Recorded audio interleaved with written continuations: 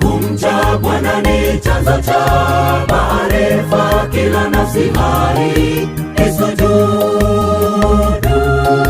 na kukiri uwepo wake mwenye enzi.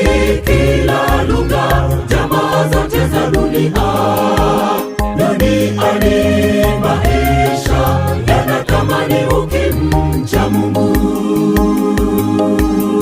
Thamani ya mtu ni kumjua Mungu aliyetuumba, ni ubatili mtupu kutumaini nafsi. Kumcha Bwana ni chanzo cha maarifa, kila nafsi hai